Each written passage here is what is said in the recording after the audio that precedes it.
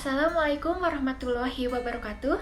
Sebelumnya perkenalkan, nama saya Nesya Krisnadewi Hardian dengan nomor NIM 2001629. Di sini saya akan memberikan materi mengenai apa itu teori bermain katarsis.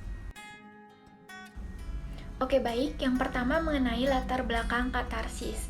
Jadi, teori katarsis ini pertama kali diperkenalkan pada kisaran awal tahun 1960 dalam tulisan berjudul The Stimulating versus Cathartic Effect of a Vicarious Aggressive Activity yang dipublikasikan dalam Journal of Abnormal Social Psychology.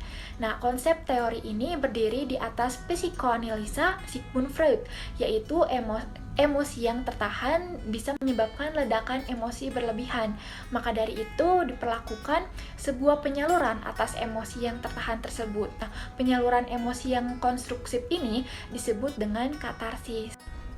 Nah, baik, materi selanjutnya mengenai definisi katarsis. Istilah katarsis ini berasal dari kata dalam bahasa Yunani, yaitu katoros, yang berarti untuk menyucikan atau untuk membersihkan.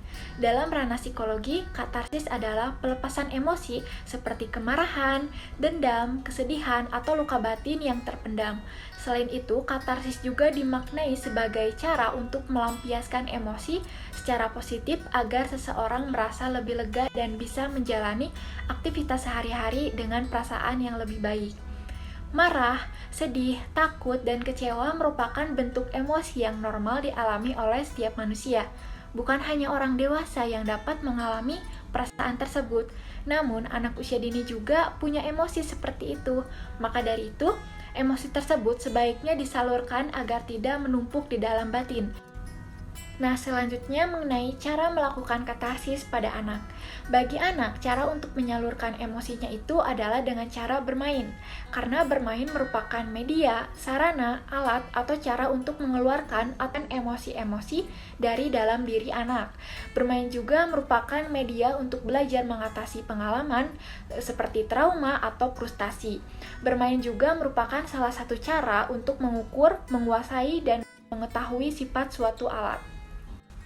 Selanjutnya mengenai contoh katarsis dalam bermain. Sebagai contoh, katarsis melalui bermain, anak dapat mengambil peran aktif dan memindahkan perasaan negatif ke objek orang pengganti, seperti bermain peran, karena dengan bermain peran, anak dapat merespon, memberi, dan menerima, menolak, ataupun menyetujui perilaku anak lain. Yang kedua, bermain boneka dengan berpura-pura memukul boneka. Berarti anak membagi perasaan tersebut pada bagian-bagian terkecil yang dapat dikuasainya, sehingga secara perlahan dapat mengasimilasi emosi-emosi negatif dan timbul perasaan lega. Maka dari itu, Freud percaya bahwa teori katarsis ini dalam bermain memegang peran penting dalam perkembangan emosi anak dan dapat mengatasi masalah.